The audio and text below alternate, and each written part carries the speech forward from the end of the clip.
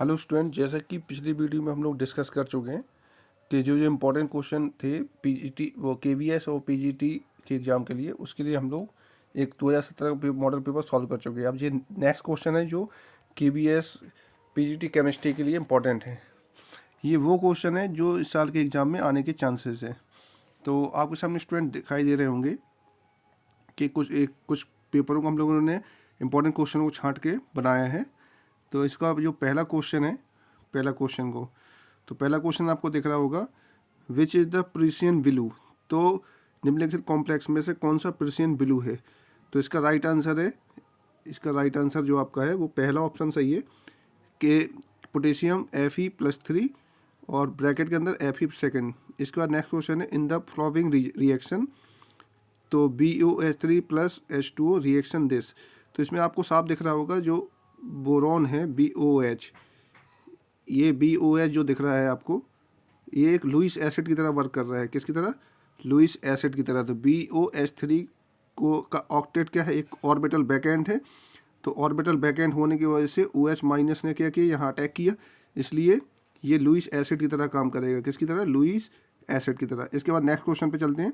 Next question है dehydration of alcohol. तो इसका जो दूसरे वाले का राइट आंसर था वो आप लोग लगा सकते हैं पहला वाला, ठीक है। इसके बाद तीसरे का जो राइट आंसर है, इसमें देखिए, इसमें पूछा कि dehydration of alcohol, dehydration of alcohol का इसका राइट आंसर तीसरा होगा। तीसरा आंसर इसलिए होगा क्योंकि देखो, इसका जो ये वाला जो एल्कोहल है, इसका हाइड्रेशन करेंगे तो एक एल्कीन बन जाएगी। क्या बन जाएगी? एल्कीन। क्योंकि यहाँ जब H+ निकालेंगे तो H+ निकालने के बाद जो कैटायन बनेगा टर्सरी कार्बोकैटायन में, तो डिहाइड्रेशन में एल्कीन क्या बनेगी? ज़्यादा स्टेबल बनेगी। ये तीसरा वाला सबसे कम होगा क्योंकि इसका डिहाइड्रेशन एल्कोहल का सबसे लेट होगा। तो इन सभी ऑप्शन में सिर्फ यही ऑप्शन जो है, थर्ड वाला सबसे लास्ट में, चौथे वाला पहला है, इसलिए यही ऑप्शन आंसर लगेगा इसमें। इसके बाद नेक्स्ट क्वेश्चन जो दिया है, the mixture of ethyl alcohol and CH3CHO can be separate by. तो इसका जो राइट आंसर होगा वो आपका होगा पहला। इसका जो पहला ऑप्शन होगा वो आपका सही होगा। क्यों होगा?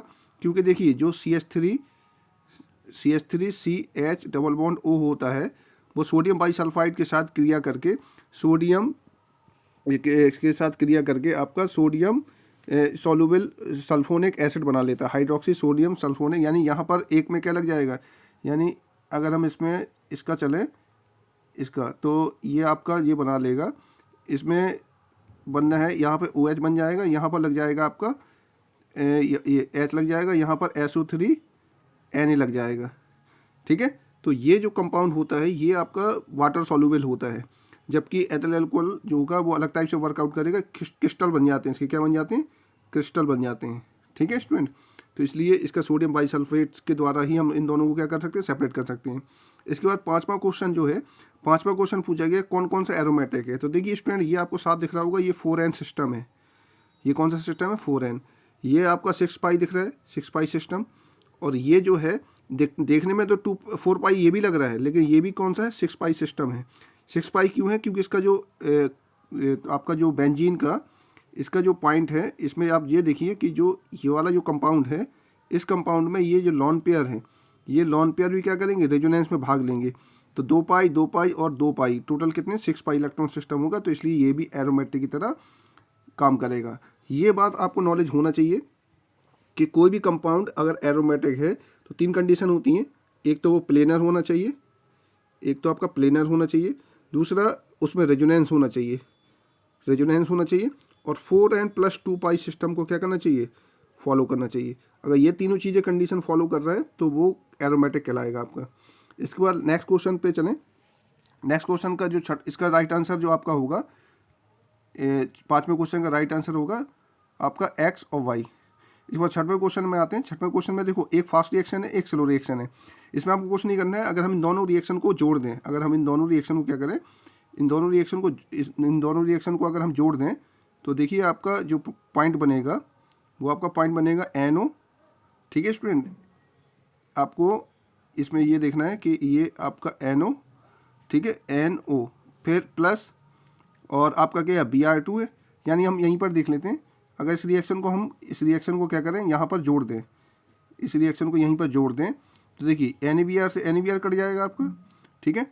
तो फाइनल रिएक्शन क्या आएगी? 2NO 2NO प्लस Br2, ठीक, रिएक्शन का चिन्ह।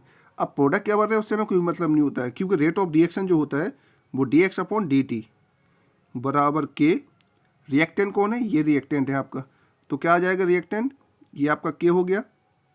इसका मतलब इसका राइट आंसर जो आएगा वो आपका ऑप्शन क्या आ जाएगा, ए राइट ऑप्शन, ऑप्शन ए आ जाएगा आपका राइट ऑप्शन, ठीक है स्टूडेंट। क्योंकि भाई इसको जोड़ देंगे तो देखो NO का स्क्वायर हो जाएगा और Br का स्क्वायर, यानी राइट ऑप्शन ये हो जाएगा। इसके बाद बोला गया साथ में density of neon gas will be the highest. तो डेंसिटी जो होती है, जो आपकी डेंसिटी होती है, density is proportional P/T। Density जो होती है वो P/T होती है। P/T का मतलब प्रेशर जितना ज़्यादा होगा डेंसिटी उतनी ज़्यादा, टेम्परेचर जितना कम होगा डेंसिटी उतनी ही कम होगी। तो इन चारों ऑप्शन में दूसरा ऑप्शन जो है उसमें 0 सेंटीग्रेड ताप सबसे कम है और प्रेशर क्या है सबसे ज़्यादा, इसलिए इसका राइट आंसर दूसरा लगेगा। इसके बाद नेक्स्ट क्वेश्चन में चलें। नेक्स्ट क्वेश्चन है 8वां, the if the Hund rule is not follow the magnetic movement of Fe+2 Mn and Cr having 24 electron will be order. तो हुंड रूल को फॉलो नहीं कर रहे, तो अब देखिए इसका कॉन्सेप्ट जो, अगर हम इसका पॉइंट देखें तो अगर ये Mn+2 बना रहा है, मान लो टोटल इलेक्ट्रॉन, देखो इसमें ये थोड़ा सा ट्रिक थी इस क्वेश्चन में। इस क्वेश्चन में ट्रिक क्या थी कि अगर Mn+2 होता है, Mn+2 होता है तो उसमें तो 5 अनपेयर्ड इलेक्ट्रॉन होते हैं। लेकिन अगर Mn+1 है, वो ये कह रहा है, तो Mn+1 कंडीशन में इसमें कितने इलेक्ट्रॉन होंगे, 6 इलेक्ट्रॉन होंगे। तो अगर 6 इलेक्ट्रॉन होंगे तो उस कंडीशन में इसमें 2 अनपेयर्ड इलेक्ट्रॉन होंगे। कितने अनपेयर्ड इलेक्ट्रॉन, 2 अनपेयर्ड इलेक्ट्रॉन पाए जाएंगे। और जब इसमें 2 अनपेयर्ड इलेक्ट्रॉन पाए जाएंगे तो किसके, Mn में, और Fe अगर +2 है, अगर Fe+2 है तो इसमें भी 6 इलेक्ट्रॉन है, तो इसमें 6 इलेक्ट्रॉन है तो इसमें भी 2 अनपेयर्ड इलेक्ट्रॉन पाए जाएंगे।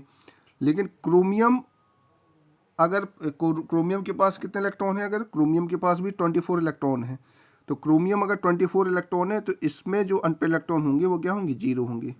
क्रोमियम अगर 24 इलेक्ट्रॉन रखता है, 24 ये भी है, 24 ये भी है, 24 है, तो इसके बाद 2 अनपेयर्ड होंगे, इसके बाद 2 अनपेयर्ड होंगे, इसके पास 0 इलेक्ट्रॉन होंगे।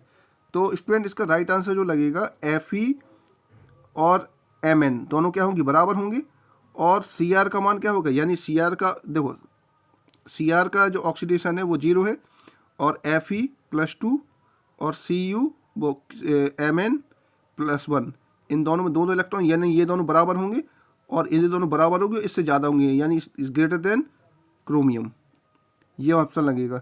तो इसमें आपका जो राइट आंसर 8वें का लगेगा, तो उसमें क्रोमियम और Fe का अगर कॉन्सेप्ट देखें तो, एक सेकंड, ये इसमें एक चीज़ और देखना है, इसका जो राइट आंसर लगना चाहिए वो ये लगना चाहिए, क्योंकि इसमें एक चीज़ मिसिंग है कि Fe का जो +2 का उसका भी इलेक्ट्रॉन क्या होंगे, 0 होंगे, क्योंकि जब ये +2 पे आएगा, +2 कंडीशन में, तो इसमें S में एक भी इलेक्ट्रॉन नहीं होंगे, तो S में इलेक्ट्रॉन नहीं होंगे तो D में से 5 इलेक्ट्रॉन होंगे, 6 इलेक्ट्रॉन होंगे, इसलिए इसमें भी ऑक्सीडेशन क्या होंगी, 0, यानी Fe, ये वाला आंसर सही लगेगा इसका। इसके बाद नेक्स्ट क्वेश्चन पे चलें।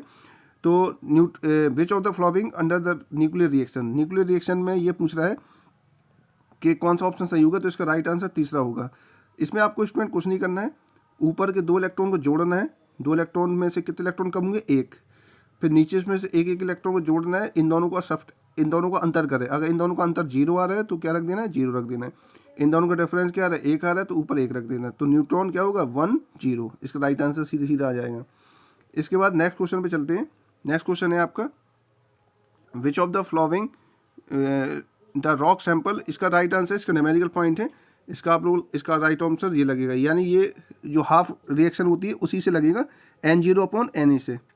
इसके बाद नेक्स्ट क्वेश्चन है 11वां में, arrange the order of the decreasing acidic strength. तो ये बात स्टूडेंट याद रखना, जिसका En जितना ज़्यादा होगा हेलोजन का, उसकी जो एसिडिक स्ट्रेंथ होगी उतनी ही ज़्यादा होगी। तो आप देखिए ClOH जो है इसमें, और ClBrOH, तो OH तो कॉमन है, ठीक है, फिर लास्ट है IOH, तो इनमें सबसे ज़्यादा इलेक्ट्रोनेगेटिविटी किसकी है, Cl की सबसे ज़्यादा है, तो Cl की सबसे ज़्यादा है तो इसकी एसिडिक स्ट्रेंथ क्या होगी, सबसे ज़्यादा, फिर उससे कम इसकी है, उससे कम इसकी, यानी राइट आंसर इसका 11वें का राइट आंसर आपका कौन सा लगेगा, पहला वाला लग जाएगा, जिसकी इलेक्ट्रोनेगेटिविटी सबसे ज़्यादा है। इसके बाद विच of the set inert pair effect, तो ये बात याद रखना स्टूडेंट्स के, जो इनर्ट पेयर इफेक्ट होता है वो इनर्ट पेयर इफेक्ट सिर्फ वही कर पाता है जिसके पास पॉइंट में, यानी डीप, इसमें ये ध्यान दे लेना है कि जो हाईएस्ट होते हैं यानी इसका राइट आंसर तीसरा लगेगा। यानी इसमें एस इलेक्ट्रॉन जो होता है वो कनेक्ट रहता है, यानी एस इलेक्ट्रॉन कनेक्ट का मतलब इनकी ऑक्सीडेशन स्टेट में एस इलेक्ट्रॉन कनेक्ट रहेगा। इसके बाद राइट ऑप्शन, अगला क्वेश्चन जो है वो पूछ रहा है कि the detect the ring test ring has formula. तो कौन सा रिंग टेस्ट शो करता है? तो रिंग टेस्ट आपका शो करता है 13वें का राइट आंसर है। दूसरा ऑप्शन है जो राइट आंसर है, इसका दूसरा ऑप्शन जो होगा वो राइट होगा। ठीक है स्टूडेंट, इसके बाद नेक्स्ट क्वेश्चन पे चलते हैं। नेक्स्ट क्वेश्चन पे आपका जो पॉइंट है, नेक्स्ट क्वेश्चन 14 में पूछा गया है on the adding Fe+2 the आइन द ब्लू कलर, मतलब अगर इसमें Fe+2 ज्वाइन करते हैं तो कौन सा कलर आइन हो जाएगा? तो ये जो कंडीशन है वो थंबेल ब्लू, इसका राइट आंसर क्या है? इसका राइट आंसर आपका है थंबेल ब्लू। ठीक है स्टूडेंट्स, इसका राइट आंसर है थंबेल ब्लू, दूसरा ऑप्शन। फिर पूछा गया axis of the NaOH added the will be separate. अगर हम NaOH की एक्सिस डाल दें तो किन दो को सेपरेट कर सकते हैं? तो इसका जो राइट आंसर है वो, इसका राइट आंसर आपका लगता है ये वाला ऑप्शन। ठीक है, इसका 15 का राइट आंसर ये वाला नहीं लगेगा, इसका राइट आंसर लगेगा आपका सेकंड वाला, क्योंकि ये अगर NaOH से क्रिया कराएंगे तो ये हाइड्रोक्साइड में बन जाएगा और ZN भी क्या बन जाएगा? हाइड्रोक्साइड में, वो सॉरी एल्यूमिनियम एल्यूमिनेट बन जाएगा और ZnCl2 हाइड्रोक्साइड में बदल जाएगा। इसके बाद next question due to the lanthanide contraction. तो सबको पता है ये वाला ऑप्शन कि ZR और ZF की, ZR यानी जर्मेनियम और हाफनियम में दोनों की इक्वल साइज होती है।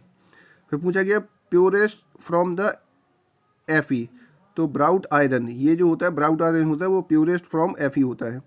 फिर पूछा गया the most common oxidation state the lanthanide. सबको पता है लेंथेनाइट ऑक्सीडेशन में +3 ऑक्सीडेशन मोस्ट कॉमन होती है। फिर पूछा गया विच of the oxide not give be the metal on heating. तो वो पूछ रहे हैं इन दोनों में से किसका मेटल को हीट करने पर ऑक्साइड नहीं मिलेगा। तो देखिए स्टूडेंट, अगर हम HgO को सीधा हीट कर देंगे तो Ag हमें प्राप्त हो जाएगा, O2 बाहर निकल जाएगा। फिर अगर हम इसमें Ag2O को भी हीट कर देंगे तो ये भी सीधा क्या दे देगा? हमें Ag दे देगा। लेकिन स्टूडेंट अगर हम ZnO को हीट करेंगे तो ये रिएक्शन नहीं देगा, लेकिन ये हाइड्रोजन के साथ हीट करने पर ये Zn मेटल दे देता है। और एक चीज़ और याद रखना, Zn जो होता है वो कार्बन के साथ भी हीट करने पर Zn धातु दे देता है। तो सिर्फ हीट भर करने पर, यानी अगर हम पेपर में ऐसा कहा जाए कि Zn reaction ZnO reaction heat, तो ये रिएक्शन पॉसिबल नहीं होगी। सिर्फ कार्बन और हाइड्रोजन के साथ ये Zn मेटल देता है। इसके बाद जो नेक्स्ट क्वेश्चन है वो नेक्स्ट क्वेश्चन है आपका इन द सोडियम नाइट्रोप्रोसाइड। तो इन द नाइट्रोप्रोसाइड में ये बात ध्यान रखनी है कि जो NO है यहाँ पर NO+1 है। नाइट्रोप्रोसाइड में जो NO होता है वो +1 है, इसलिए यहाँ की ऑक्सीडेशन कितनी निकलेगी? +2 निकलेगी। ठीक है स्टूडेंट, इसके बाद लास्ट क्वेश्चन है the which of the out of the following strong oxidant. Oxidant के बारे में पूछा है कि इनमें से सबसे ज़्यादा स्ट्रॉन्ग ऑक्सीडेंट कौन होता है? तो बात याद रखना, हैलोजन ही सबसे ज़्यादा स्ट्रॉन्ग ऑक्सीडेंट होते हैं और इनका जो ऑर्डर होता है वो ये होता है Br और फिर होता है लास्ट में I। ठीक है स्टूडेंट, तो सबसे ज़्यादा ऑक्सीडेंट कौन होगा? F, यानी इसका राइट आंसर कौन सा होगा? F। इसके बाद जो नेक्स्ट क्वेश्चन है, नेक्स्ट क्वेश्चन पे चले। नेक्स्ट क्वेश्चन में आपका न्यूमेरिकल पॉइंट है। न्यूमेरिकल पॉइंट में ये सॉल्युबिलिटी का सवाल है। किसका सवाल है? आपका सॉल्युबिलिटी का। अगर हम इसका AgCO3 को अगर तोड़ेंगे, यानी सीधा सीधा हम पॉइंट बता दें इसमें क्योंकि टाइम लग जाएगा इसमें। इसका जो फार्मूला है वो KSP, अगर आप लोगों ने जल का सॉल्युबिलिटी विलेयता गुणनफल पढ़ा है तो विलेयता गुणनफल KSP, विलेयता गुणनफल KSP जो होगा वो 4SQ होगा। ठीक है, 4SQ। तो इसमें आप, उसने पेपर में क्या पूछा है? KSP का मान KSP पूछा है, तो KSP में सॉल्युबिलिटी उसने दे रखी है सवाल में।